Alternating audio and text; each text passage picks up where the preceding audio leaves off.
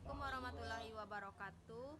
Perkenalkan, saya Krisna Dila Hadi, nomor BP 18 10 11 52 61 0688. Saya akan mempresentasikan tugas dari MKTI dengan judul Tata Kelola Teknologi Informasi menggunakan Framework COVID-5 pada OPTD Pasaraya. Definisi audit. Audit pada dasarnya adalah proses sistematis dan objektif dalam memperoleh dan mengevaluasi bukti-bukti tindakan ekonomi guna memberikan asersi atau pernyataan dan menilai seberapa jauh tindakan ekonomi sudah sesuai dengan kriteria yang berlaku dan mengkomunikasikannya hasilnya kepada pihak terkait. Tata kelola teknologi informasi (TI). Tata kelola TI sebagai tanggung jawab eksekutif dan dewan direksi sebagai bagian dari tata kelola bisnis terdiri atas kepemimpinan, struktur, dan proses-proses organisasi yang akan memastikan bahwa TI organisasi tersebut bisa mendukung dan menyampaikan tujuan strategis organisasi. Tata kelola teknologi informasi dan manajemen teknologi informasi.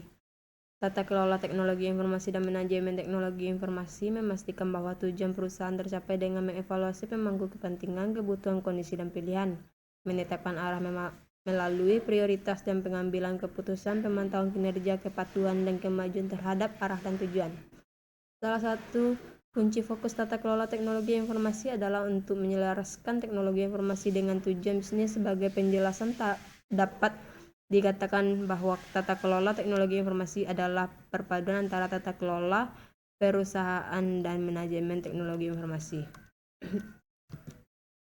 COVID-5 atau singkatan dari kepanjangan dari COVID-5 yaitu Control Objectives for Information and Related Technology, merupakan generasi terbaru dari panduan ISAKA, dibuat berdasarkan pengalaman penggunaan COVID selama lebih dari 15 tahun oleh sebanyak perusahaan dan penggunaan dari bidang bisnis, komunitas, IT, risiko, asuransi, dan keamanan.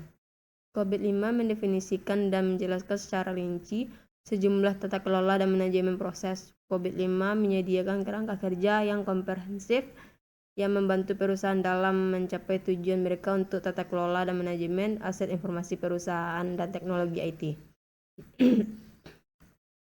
Secara sederhana, membantu perusahaan menciptakan nilai yang optimal dari IT dengan menjaga keseimbangan antara mewujudkan manfaat dan mengoptimalkan tingkat risiko dan penggunaan sumber daya. COVID-5 menggunakan praktik tata kelola dan manajemen untuk menjelaskan tindakan praktik yang baik untuk efek tata kelola dan manajemen lebih perusahaan IT. COVID-5 tidak dimaksudkan untuk menggantikan salah satu kerangka kerja atau standar lainnya, tetapi untuk menekankan tata kelola dan manajemen serta mengintegrasikan praktik pengelolaan terbaik pada perusahaan. COVID-5 memiliki kriteria informasi asli yaitu efisiensi, aktivitas, kerahasiaan, integritas, ketersediaan, kepatuhan, dan kehandalan. Prinsip dasar COVID yang pertama yaitu meeting stakeholder needs. Terdapat usaha dari perusahaan untuk menciptakan nilai bagi para stakeholder dengan menjaga keseimbangan antara realisasi manfaat, optimalisasi risiko, dan penggunaan sumber daya. Yang kedua yaitu converting the enterprise end-to-end. Bermanfaat untuk mengintegrasikan tata kelola TI perusahaan ke dalam tata kelola perusahaan. Sistem tata kelola TI yang digunakan COVID-5 dapat menyatu dengan sistem tata kelola perusahaan dengan lancar. Prinsip kedua ini dibutuhkan untuk mengatur dan mengelola TI perusahaan dimanapun informasi diproses, baik layanan IT internal maupun eksternal. Yang ketiga yaitu Uplink a Single Integrated Framework, yaitu terdapat banyak standar yang berkaitan dengan IT masing-masing memberikan paduan pada subset dari kegiatan IT.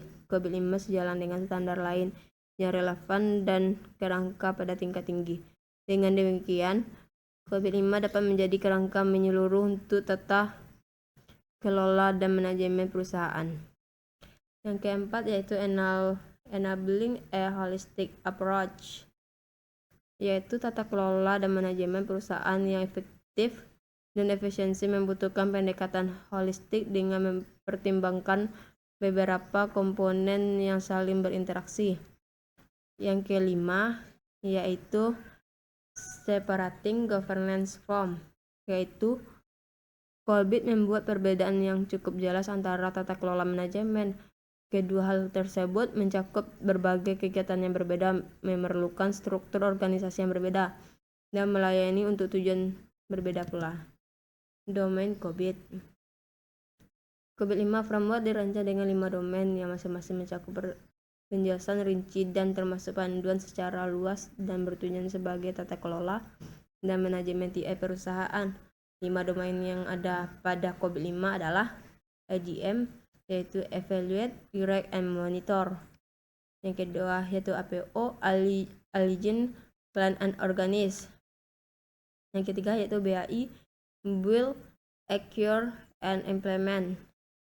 Yang keempat yaitu DSS, Deliver, Service, and Support. Yang kelima yaitu MEA, Monitor, Evaluate, and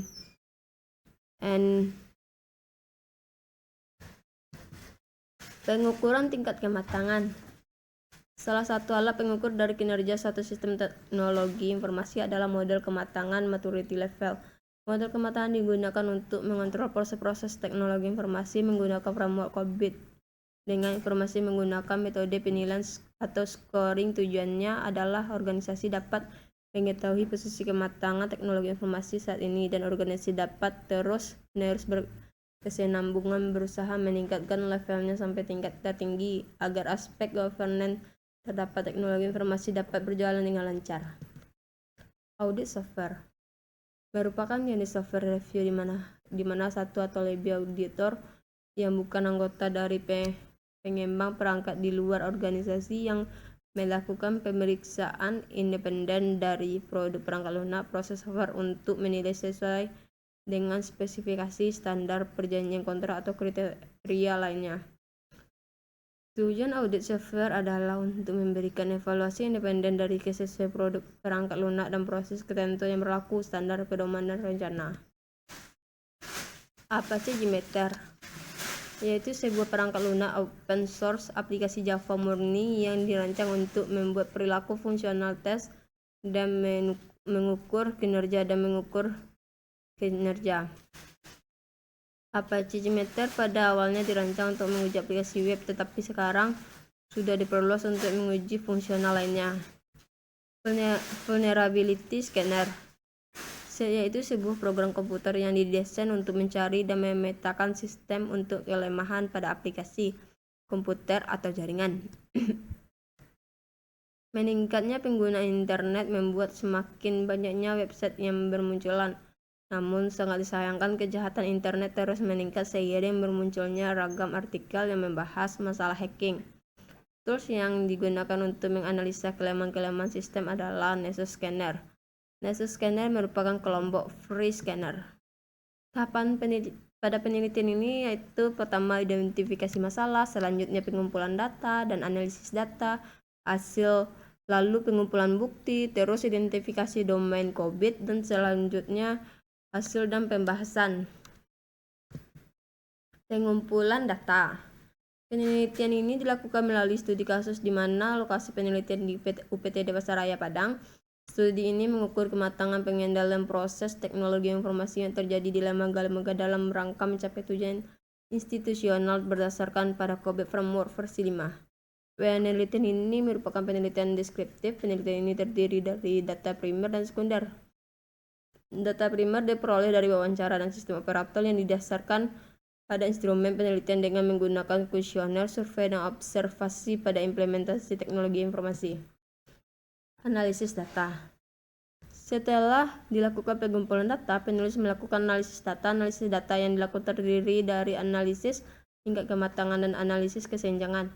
Pengolahan dan dana analisis hasil penelitian dilakukan dengan sistem komputerisasi Microsoft Excel 2010. Analisis tingkat kematangan saat ini. Dari hasil jawaban kuesioner dan hasil wawancara dari narasumber pada instansi balai yang diperoleh saat melakukan analisis tersebut, analisis yang dilakukan pada tahap ini adalah untuk menilai tingkat kematangan tata kelola teknologi informasi saat ini.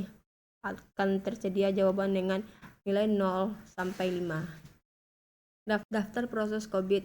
Domain proses COVID-5 yang akan digunakan ialah APO 10 mengelola penyediaan, APO 12 mengelola risiko, APO 13 mengelola keamanan, BAI 01 mengelola program proyek, BAI 06 mengelola perubahan, DSS 01 mengelola operasi, DSS 02 mengelola permintaan layanan dan insiden, DSS 03 mengelola masalah, DSS 04 mengelola kelangsungan, DSS 05 mengelola layanan keamanan, DSS 06 mengelola kendali proses bisnis, EDM 03 memastikan optimasi risiko, MEA 01 memantau melakukan evaluasi dan menilai kinerja dan kesesuaian, MEA 02 memantau melakukan dan menilai sistem dan kendali internal, MEA 03 memantau melakukan evaluasi dan menilai kepatuhan dengan persyaratan eksternal. Analisis kesenjangan bisa kita lihat pada gambar dari grafik di atas. Dari grafik ini dapat dilihat kesenjangan dari masing-masing proses. Kesimpulan dari spider chart pada gambar adalah ke-10 proses COVID sebelum ada dan sesuai dengan target yaitu 4.0. Dari 10 proses tersebut, belum ada satu proses pun yang masuk ke dalam kategori. Hasil evaluasi menunjukkan adanya permasalahan pada proses pengamanan sistem informasi, terutama pada sistem ESKP, yaitu pada EDM 03. Masalah pada bagian ini adalah UPTD Pasaraya Padang belum secara rutin melakukan pembahasan mengenai permasalahan-permasalahan yang terjadi. Penanggulangan permasalahan hanya dilakukan dengan menunggu solusi dari pihak terkait. Laporan permasalahan yang diterima oleh kepala UPTD hanya sebatas pelaporan permasalahan, bukan untuk mengemban solusi untuk proses APO 12, yaitu tidak ada perkiraan frekuensi kerugian yang berkaitan dengan risiko TI. Tidak ada pelaporan secara khusus ke bagian yang mengalami dampak dari permasalahan. Sedangkan untuk BAI 06 yaitu tidak melakukan pelaporan secara rinci terhadap permasalahan dan perubahan yang ada. Permasalahan pada APO 13 yaitu user ESKP. Saat ini dipegang oleh dua orang tersebut memiliki hak akses penuh terhadap sistem ESKP. Permasalahan muncul ketika dua user tersebut akunnya dimiliki oleh semua pegawai. Ini yang menjadi permasalahan utama yang dihadapi oleh UPTD Pasaraya Padang. Karena dengan tersebarnya akun, maka siapa saja yang mengakses dengan mudah dan dapat merusak dan menghapus data ESKP yang telah diinputkan oleh pegawai. Sedangkan untuk BAI 06 yaitu tidak melakukan pelaporan secara rinci terhadap permasalahan dan perubahan yang ada.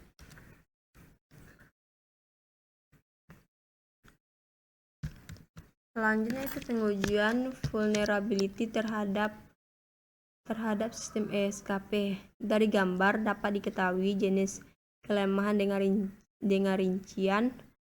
Yang pertama itu kategori medium sebanyak 8 kelemahan.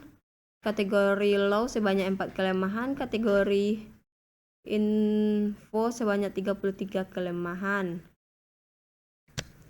Selanjutnya hasil pengujian sistem ESKP menggunakan Apache JMeter. Pengujian menggunakan Apache JMeter terhadap sistem ESKP. Apache JMeter menguji sistem dengan cara menjalankan 50 virtual user secara bertahap dengan jumlah perulangan 2 kali.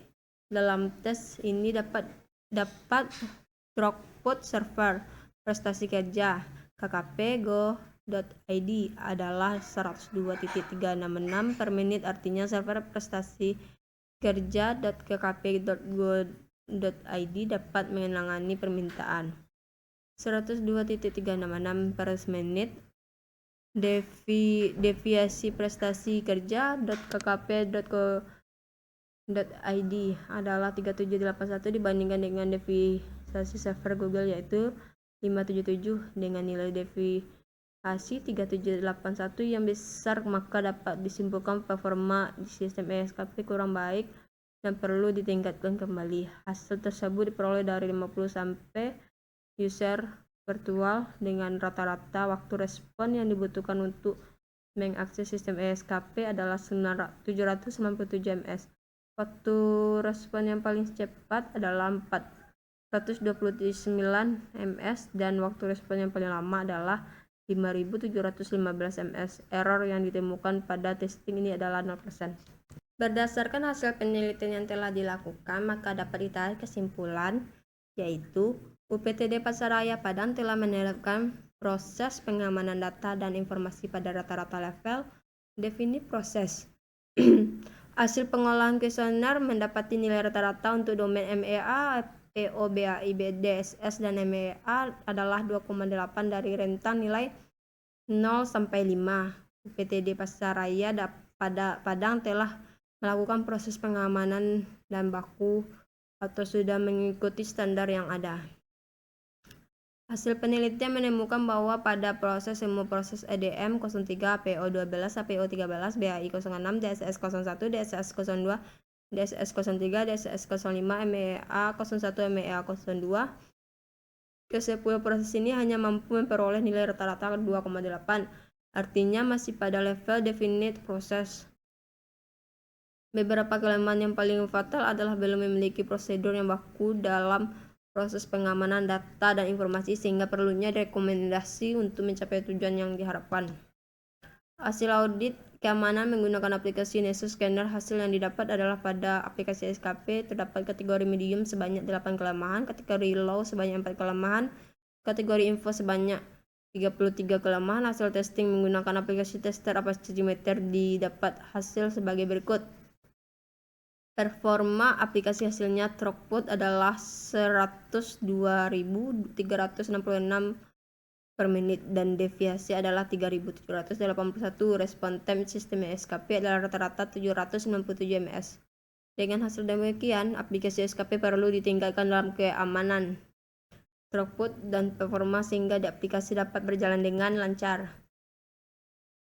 Dan ini beberapa dokumentasi yang diambil dari UPTD Pasaraya.